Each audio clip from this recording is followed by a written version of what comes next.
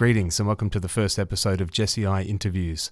I'm Jesse I. I'd like to begin by stating that I'm recording this on unceded Indigenous lands, specifically the lands of the Wurundjeri and Boon Wurrung people of the Kulin Nation, lands which are now known as the City of Melbourne in Australia. I want to pay my respects and acknowledge the traditional owners of these lands, past, present and future, because I feel it's important to acknowledge that this always has been and always will be Aboriginal land and sovereignty was never ceded.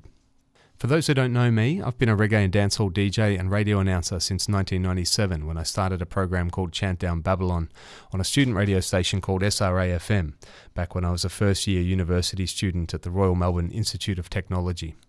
I moved to a bigger public broadcaster, PBS-FM, in 1999, and I've been with them ever since, though the program name changed to Babylon Burning in 2008. Over that time, I've recorded countless interviews, ranging from legendary names and veterans to total unknowns and upcoming artists.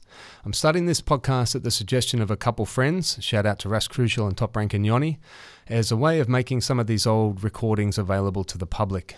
Many of the interviews I intend to showcase here have never been heard anywhere before. A lot of them I just never got around to playing on air and they slipped through the cracks and were forgotten. This week's interview is one of these. It's an interview with the singer Cornel Campbell that I recorded in Jamaica in 2003. As these interviews span 3 decades, you'll definitely hear some changes in my interview style over time, though some of the questions will come to sound very familiar. Honestly, some of the questions and the things I say in the early interviews really make me cringe now, and some of my opinions on things have definitely changed, but I want to present these with as little editing as possible to best capture the true feeling and the exchange at the time.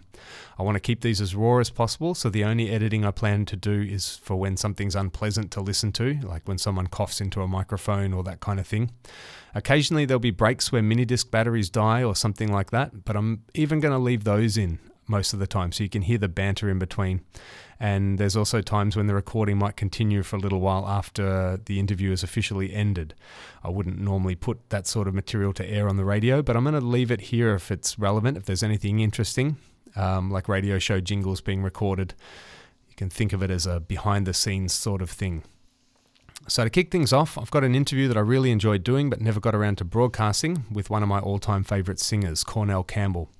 This was recorded in Jamaica in either July or August back in 2003. My memory's a little foggy. It was my second trip to Jamaica. When I was in Kingston at this time, I often used to base myself around Black Scorpio Studio on Malines Road. This interview was actually recorded out the back of Black Scorpio, so there's a fair bit of ambient noise in the recording. You can hear a lot of other voices talking in the background. Cornel came to do the interview with the old school DJ Little Harry, and you can hear him interject a few times. Cornel Campbell is also one of the few people that asked me for payment to do an interview. I told him I never pay for interviews, but we did work out a deal for some dubplate specials, which we recorded at Exodus Dubplate Studios after the interview. That's a story on its own, but one better left for another time. So here we go, the first episode of Jesse I Interviews featuring the great Cornel Campbell.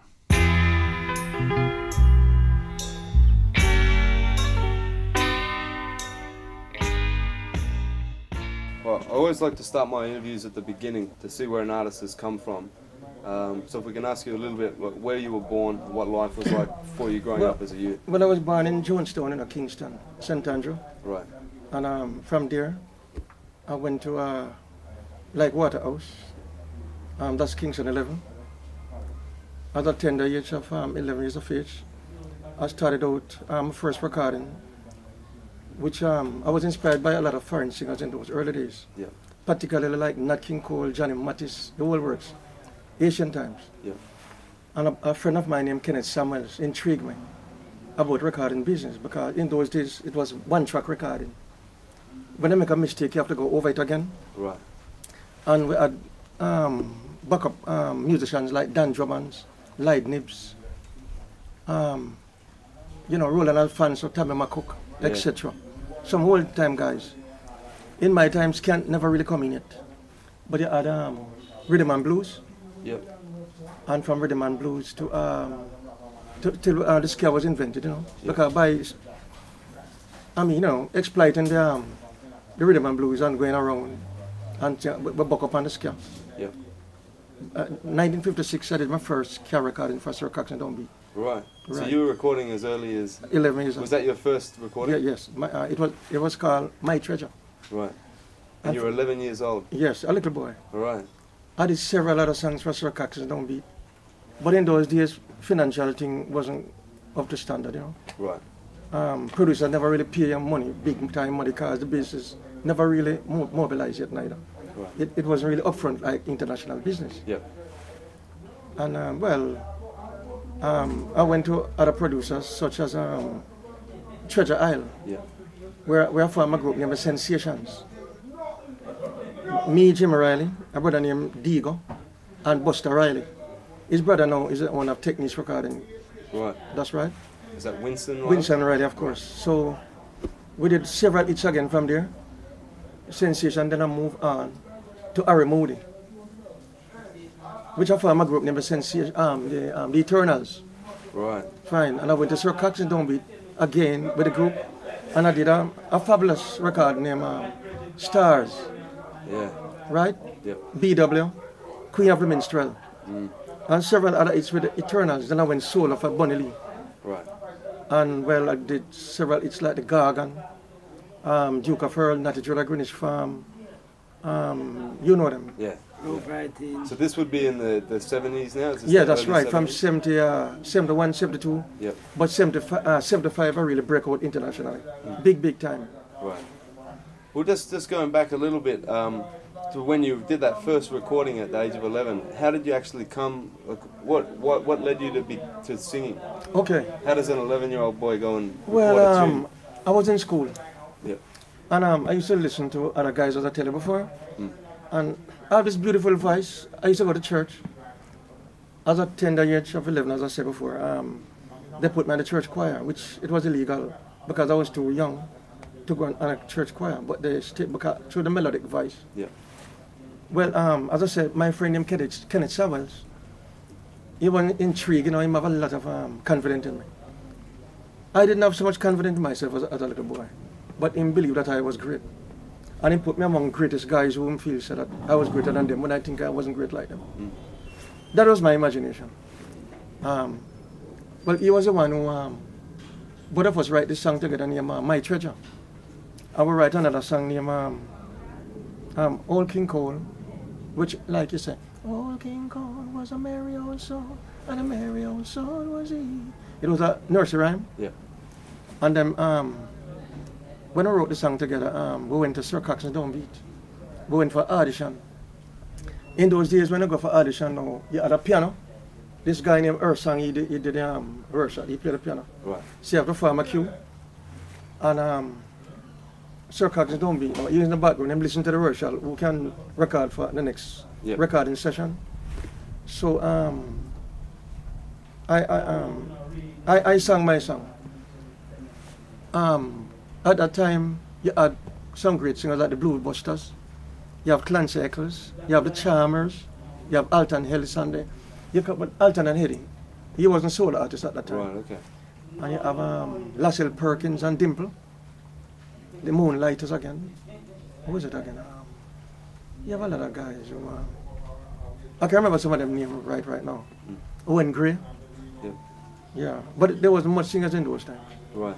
A lot of singers that you see now, they just come on after. Yeah. Such like Ken Booth and the Metals, they came a little bit after me. Right. Okay. Right? Yeah, and even Derek Morgan came after me. Right. Jimmy Cliff. Because I came at a time when Ska never even come in. I came when we have this rhythm and blues thing. Right. It was the boogie and the piano, like you play the riff. You know? Yeah. It was sort of foreign thing. But we bring it down to our Jamaican culture. Yeah. And as I say, exploit it. Right. And then till we book up on something interesting that could, you know, say socialize itself in reggae with the Jamaican society. Yeah. And from there on the Ska, which was originally Jamaican. From there, so it come off the Mento and them old calypso and stuff, you know. Yeah. Until, well, the reggae came. Well, the reggae is the most outstanding beat that is still in existence, even though nobody surpassed the reggae beat. Like I say, because in the previous days ago, we used to invent beats, you know. Yeah. You have a lot of beats, but the reggae, nobody have invent beyond the reggae beat now. It is still dominant, Yeah. predominant. So but we're still working on other things to come in the future. Right. Yeah. So what was it like for you as a singer? Is it changed from the R&B to ska to rocksteady and all those changes as a singer? What was it like adapting to the different rhythms and as the music changed? Well, it never really changed to me. You know. I was a versatile character. Yeah. A guy who is an inborn thing. It's not really adapted thing. Like I just a sing because I fall in a pattern or a trend. Yeah. It is something natural. Like I'm versatile. I can sing any type of song in the world. You understand me? If I go to Japan and I hear a beat, I can still go on it. Yeah. Maybe I don't know the language, but I can apply my own Jamaican culture. Right. And it still come out good. I was in Germany recently, and they played the African German beat, and I did a song named King and My Empire. And it doing very well. You hear about it? No. Yeah, because they didn't know I could do it because it was African with some conga drum and stuff, and you know, and German beat as well. Yeah. So it wasn't really entirely reggae, but it's still a sort of reggae they was inventing. Mm. And I went there, and when I sing on it, but they were surprised. Out of my head, I just come with something, and it doing wonderful in German now. Germany now. Right. It even reached across Japan now. Yeah. We'll have to track it down, that one. Yeah, I have a few copies at my house, and if I could meet it like tomorrow, so I could bring a copy come to you. Yeah. Yeah. Well, in the early days, like when you're at Studio One, you've told us how you got your inspiration to start singing and everything. Exactly. From there, how did you naturally know how to sing well, or did you get help? Did Coxon help? No, I didn't get help from singing. Singing was a revolutionary thing to me. It was like, you have these guys who really big time guys. As I say, like Not Cool and just to mention a few, you know, because there's so much of them. I wanted to be in the limelight, so it was a struggle. Yeah. So it wasn't really help. I just push out and want to be like them. You know, I wish I was like them type of guys the first time as a little boy. So I tried to be like them. I just sing like Elvis Presley, the whole of them. And you know, but the only difference, I never like to walk in other people's shadows. I always want to be original. Yeah. Even if I want to be like them, I don't really mean like singing like them. Yeah. I mean like doing my own thing, and the world recognize me. Yeah. And it was just like that. But it's not really help I get from nobody to really tell me how to sing and all of that. Right. Because I could sing already, you know. Yeah. Yeah. Right.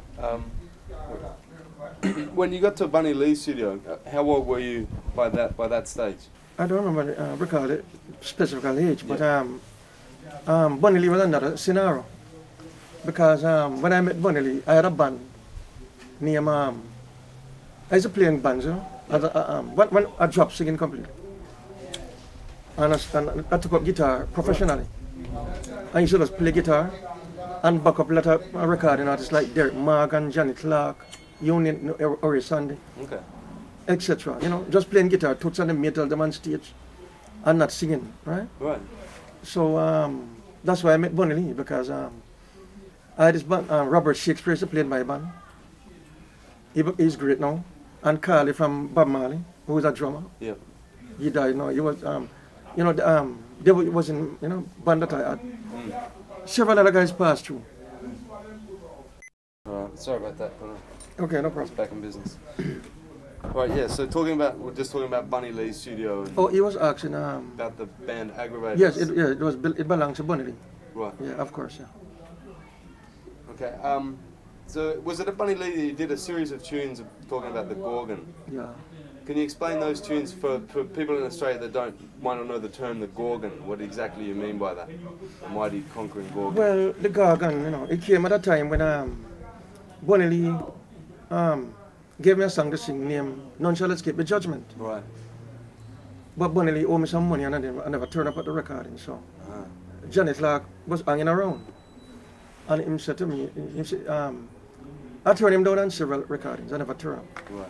So Johnny Clark wasn't really into a great singer at that time. And Bunny Lee said, he said to Bunny Lee, said, since Cornel not here, he would have done the song. But Bunny Lee said to him, said, no, but I don't think you can manage them song. But they work it out and him said, all right, yeah man, and Bunny Lee gave him a try. None Shall Escape the Judgment. Yeah. So Johnny Clark sang it. And it became a hit. When he sang it, so I came back to Bunny Lee, talking about and Bunny Lee said to me, you see, for to sing the song, None Shall Escape the Judgment, you see what to go big kind of Johnny Clark sing it and Johnny Clark bust and gone. Jamaican terminology. Yeah.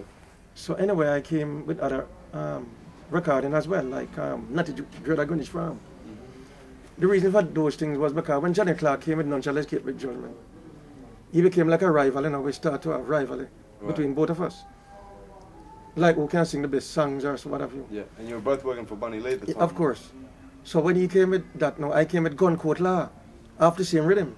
Like, none shall escape the gun court in this time. See? And when I did that now, Johnny Clark come with another tune like, move out of Babylon, Rastaman. You know? Yep. So I said, but you can't sing, man. And me come with, well, I went to a dance. I said, well, I went to a dance in a Greenwich Farm. King Tubby's and the Dread was there. Right? Yeah. And Johnny Clark come with, Jaja in there. And me go home and me write another song now. I say, all right, you see, all when I go on, I made a gag and I do all the dance, you know. Because I can't touch me, you know. So me just come with a big tune and say, I'm the Gagan in a this year dance. But when I say I'm the Gagan, I mean not them me talking. It was a sort of rivalry thing. Yeah. But you want to know them, you're the king in the world thing. You're the Gagan, them can't get you out. Some say, coming from the north with my face to the sun, I'm quite sure I can knock you out, I'm the Gagan. In a this year dance, I'm the Gagan. You dig me? Yeah. It was something like that. Yeah. And we went on, you know, doing rivalry against each other all the time, singing against one another and stuff like that. Yeah. I came with, you know, several hit records. Can't remember some of them now. Yeah. Wicked. The other tunes that I want to ask you about is you did a series of tunes, well, Queen of the Minstrels, and The Minstrel as well, a similar tune, but sort of slower. Was that Curtis Mayfield? No. Based on? No. It was originally written by song? me.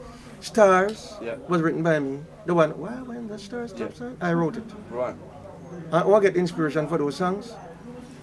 Well, Johnny Nash came with a tune named Move and Groove. Right. And it impressed me very, very much. I used to sing it in my band, you know. And when I sing it, it sounds just like Johnny Nash. And I used to get a lot of applaud, burn down the place with them soul tunes. But Johnny Nash impressed me at that particular time with Move and Groove. I wanted something similar, like to go into the same side of flow. So this group named the Turtles, and I sat down with my guitar and I bang and I said, because those type of singing was taking on, you know. So I'm going to say, why when the stars stop shining, it brings dark cloud. It was at night, you know. Right. And I sit down and you have a train line and the stars, and everything, I'm a box guitar, I'm just all right. Why when the stars stop shining? I never really completed the same night.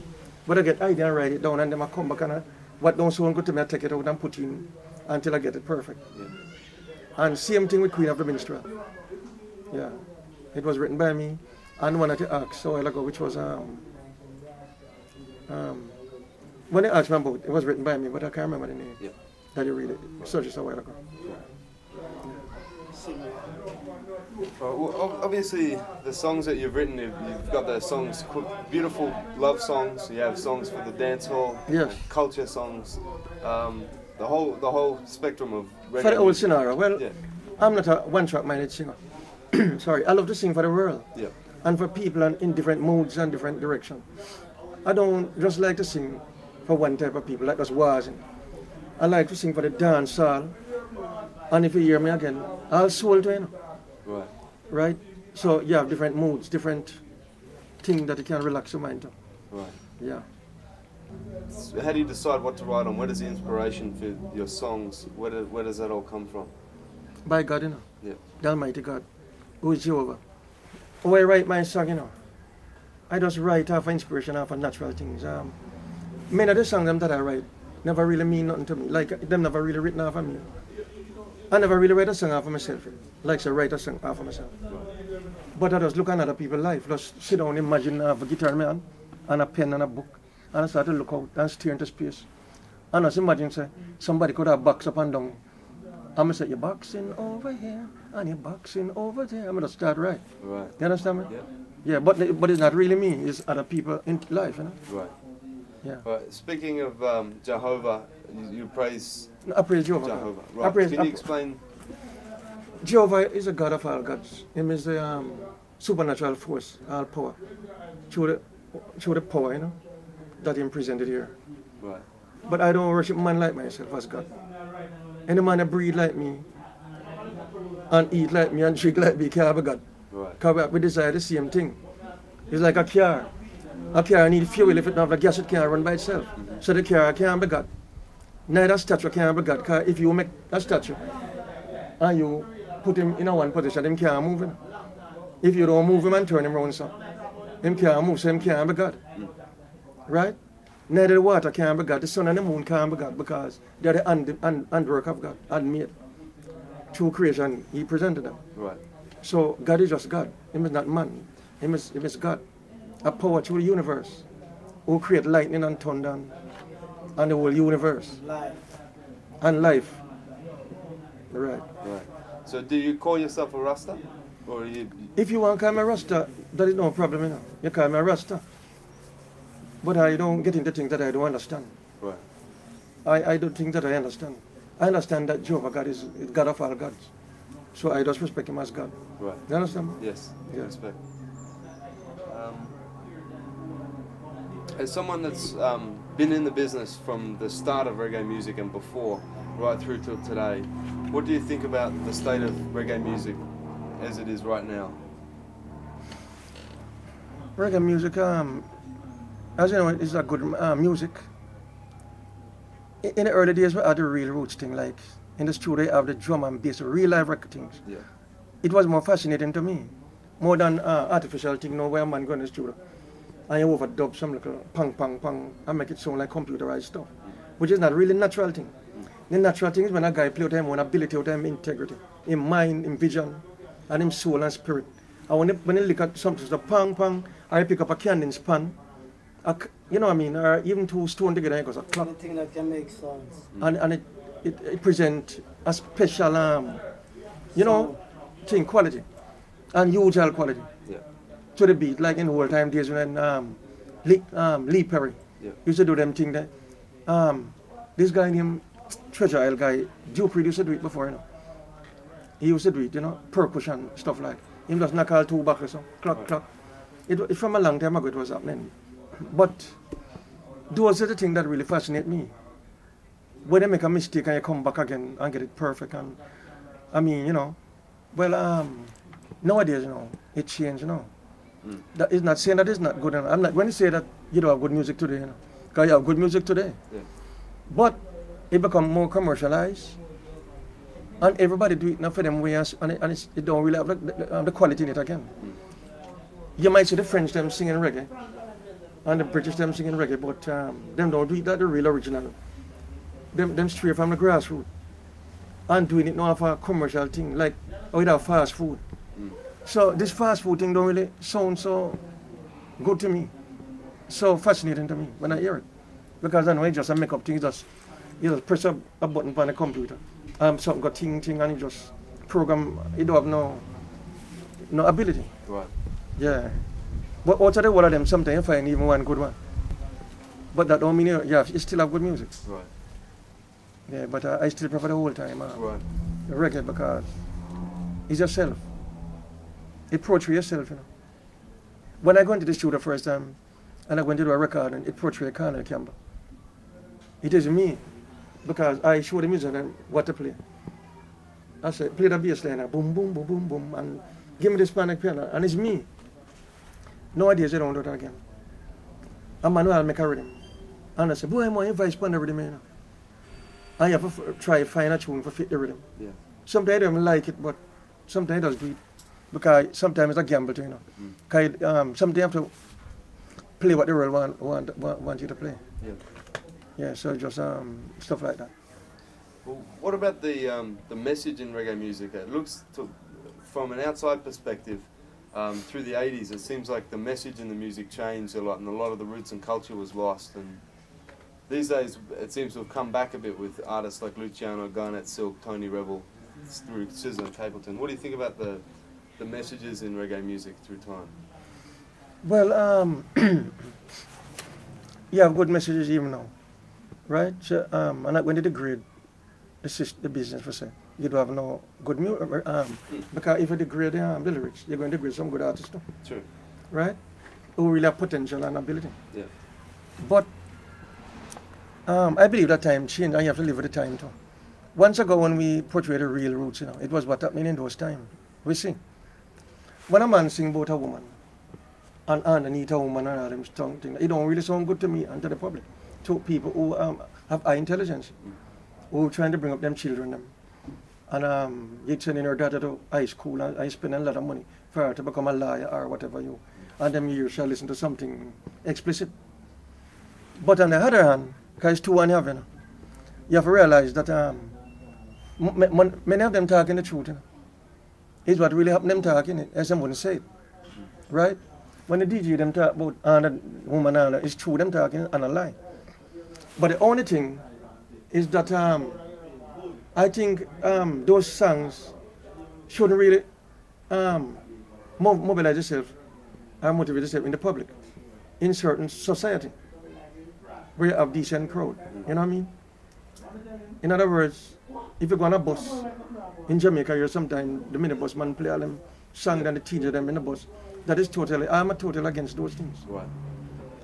But if a man in a bedroom or a certain place and want to play those songs, oh no big deal, it's not bad. Because privacy. Yeah. But not to be in the open public like that. A man, I play a big set over here, so some church people live so and some decent people live so. I'm blasted up loud. And I'm singing about, you know what I'm talking about? Yeah, so. Yeah. But what I'm singing is true. Yeah. Looking back over your career, are there any tunes that you're particularly proud of from your catalogue? I know it's a hard task. It's a hard task. Because some song that I just do a simple song, but I recognize them as big song. And I have to listen them back again. I said, was I really doing this? And some of them that I work hard on, them never really come out to be excellent. When I say never come out to be excellent, them excellent to me, but sometimes a person will give a deaf ears. And some of them, and some, you just go around. Yeah. But I try to do the best I can. Yeah. What I do all the time, I do the best thing I can do. I don't do nothing and do it halfway. And I know it don't sound good. I try to do it the best, because the best is me. Right. Yeah. Respect. I never going to listen to it. Yeah, and it's going to be here for a long time.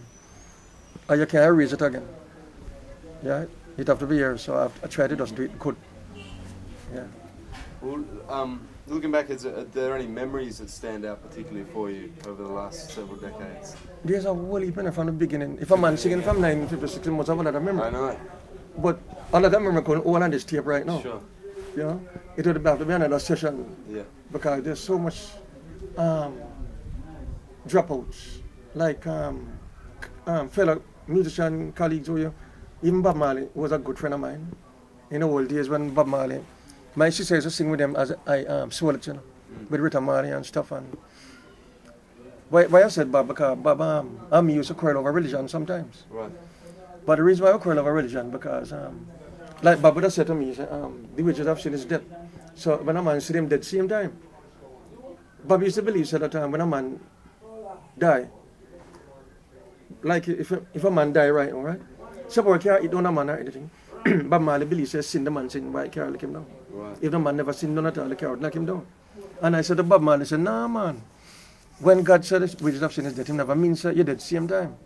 But we first parents them in ancestral time, Asian time, who them term as Adam and Eve then, right? Yeah. As a figure of speech. The first other people them that was here, when them disobey God take away things from them. Like short them days them don't live again for see eternal life. And him said the wages of sin is death, that means that I'm going to die, them not going to live again forever. But that don't necessarily mean they're going to kill at the same time. Yeah. But you're dying because you're getting old. True. And there's a lot of process. Natural causes of death, all kind of death, but you die with sickness, brother. But Bob never want to believe those things. So I have a look at being a quarreling. But he was one of the great guys who me believe. Me and quarreling would agree, but we never really keep malice. If me and Bob quarrel right now, if I walk down the road, him say, what I'm Cornel? And I'm say, heal up Bob, and I say, we move. We don't really keep malice and stuff like that. But when I came with the Gargan, Bob Marley never bust that time, right? And Bob, hear that, him listen to Gargan. And then I came with the Guinea Gag. For Bonelli, I tune him, if you want to be on the right track, don't fight against the Guinea Gag. And Bob listened to him. And then Bob write a tune in Rat Race. But he was talking to me specifically when him say, some a Gargan, some a Guinea Gag, in a this a rat race. So me, my Bonelli said to me, say, why make Bob Marley sing against him, about the Gargan and them things? Hands him back. But me never know say Bob Marley was going boss, you know. So me say, no man, I'm not answer them singer there, you know, because I don't feel too important. And when I went to England 1975, Bob Marley come with Cash for your album and bus. And it too late for answer him back, I'm never bother answer him back again. But it's come with several Gargan, like the Gargan, the ruler, etc., etc., a whole heap of Gargan. Yeah, until Ninja Man take it over now and say my Gargan. Yeah. Yeah, but him don't really know the original Gargan. That's it. Yeah, because I'm the original Gargan. Yeah. Them are just come up Gargan, you know, but I say them a Gargan. Yeah. But I just load them. Respect. Yeah. Well, are there any other artists in the industry that you particularly respect? Yes, man. You have some decent artists who really live up the banner. Yeah. But I can't remember them now because. But you have guys like Ken Boot, who's a real, you know, Yeah. and various other artists. Yeah. We're big man. Them sing good culture music. Them not immoral. And them struggle with the reggae business to keep it up to standard. Yeah. Like myself. Some of them carry it down. Why with hustling and deprivation? Them carry it down, you know. I'ma get look cheap. Yeah, but we don't do that. We have to keep it up. Yeah. So what have you been working on lately? We got a tune just recently on the Free Willy label with Beanie Man and a Big Herb tune. Oh, you know about that? Yeah, Big Herb tune. You playing up there? Yeah, in Australia. Okay, that's great because We only just got it before we left, so we didn't Okay, have time to play it long. But that song you had come about now. I get it every day. Yeah, Bonelli. No, not Bonelli. Arthur Whale. so Arthur Whale was a producer, and he sent somebody to call me to do a recording for him. So when I went to the studio, I write a love song, and the engineer said to me, "Say, Cornel, you see the rhythm? Don't sing a love song on the rhythm now. You know, it's too tame. More I sing something different." So I wrote a song about the economy, right? And it sounded good. But Beanie Man and Jano, no. Me and Jano moved at Virgin, right? So Jano was there. And Jano and Beanie Man came in and Beanie Man said, when Beanie Man was listening to it, him said, why not sing something different and make the whole of it a combination? The three of us, because Jano was there. And I said, yeah man. So I give them my song for make them hear it and come in with a different part for themselves. But when Beanie Man see the lyrics, him say, Cornel, nobody sing this man. Sing something about even sing something immoral. But man, I call the name over the over this now, but that's something immoral himself, explicit. Himself, when I sing them the song there, I sing about drugs and so. You know, not now go on, you know. So me can't say it over and say, alright, I can see what can I work in. So me take back the paper from them. Me never have nothing for sing now, you know. So John will try to find the lyrics now. And him was singing about sense. Indica, some kind of weed. But that wasn't the up-to-date weed at that time. right. So a man in the studio say, John will, no man, not sing that man, sing about high grade. High grade I run things now, you know. And John will start find a line like him say, I smoke high grade every day. Him start get that. But Beanie Man did a final line now about 1 pound a day can't hold me, 2 pound a day can't control me. But me never have nothing to sing. Because me that try to sing my nice love tune thing them. Yeah. So me go one side now and Beanie Man a verse and John with a verse for them side. And me over my side a verse with a pen. I'm gonna start get some idea and say, me never call no weed them, me say, I smoke it every day.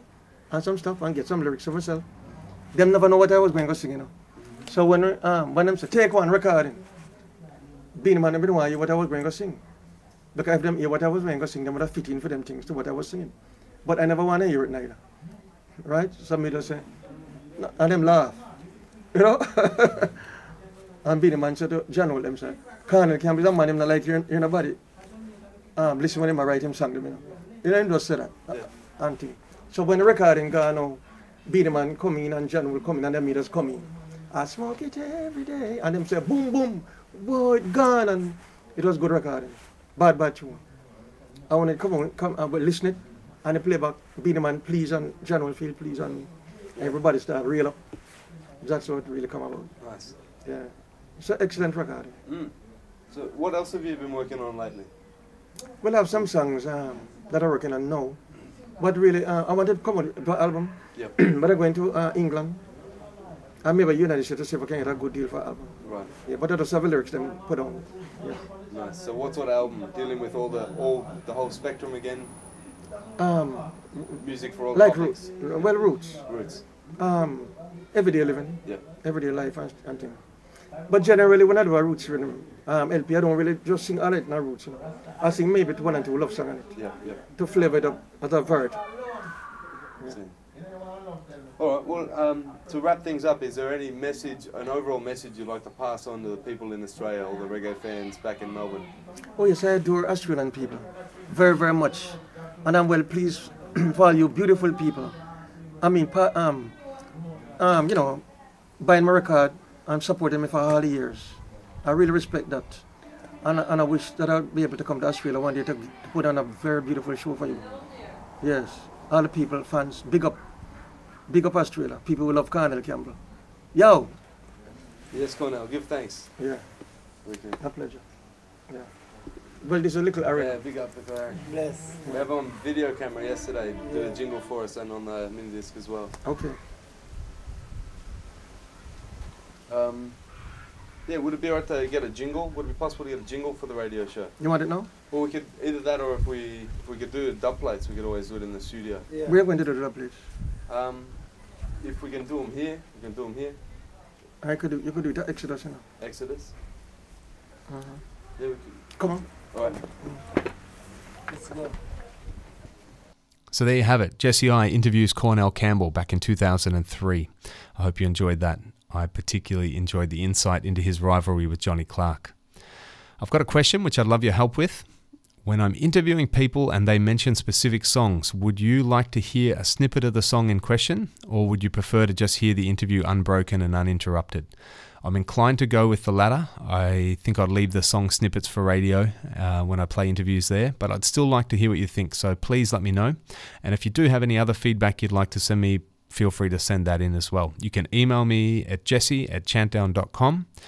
That's Jesse, Jesse, @chantdown.com. Or link me on Facebook, facebook.com/JesseI, or on Instagram @MoreFireBlaze. Also, if you enjoyed this podcast, please subscribe and please leave it a good review on whatever podcast listening app you use. I don't use iTunes myself, but I'm told that positive iTunes reviews really help extend the reach of a podcast, so that would be great. If you'd like to tune in to my weekly reggae radio program Babylon Burning, it is still on PBS FM every Saturday evening from 5 to 7 p.m. If you're in Melbourne, Australia, you can listen live on 106.7 FM, or if you're anywhere else in the world, you can tune in via pbsfm.org.au. Normally it's vintage music in the first hour and new music in the second. If you can't tune in to listen live, there's an archive of the last 6 months of programs there. You can listen back to at any time. You can also see playlists of the show dating back to 1997 on my website, which is chantdown.com. Please listen again next week as I bring you another interview from 2003, this time with the legendary Rasta DJ Big Youth. That's it for this week. Give thanks, Isaac every time. As I lift my sails, from whence cometh my health is coming from the Almighty Jah. Who bless Rascrucial with a spiritual fire for burn out some selector boy, dirty island powder and John, some of them in the Jordan River, Hill, Kingston, the true life giver. Big up original Jesse I and all of the Melbourne crew, Australia, straight from out of Jamaica, St. Chant them down sound. Cornel Campbell, Lick Clarisse, on the one. Original. What a cha cha cha. Shut down sound. I Cornel Campbell say so. Lord, Lord, Lord. What a cha cha cha cha. We mash you down. We mash you down. Chant down sound. Yeah, yeah, yeah. You come with your doubts, but remember, chant down sound. We mash you down. Yeah, we mash you down.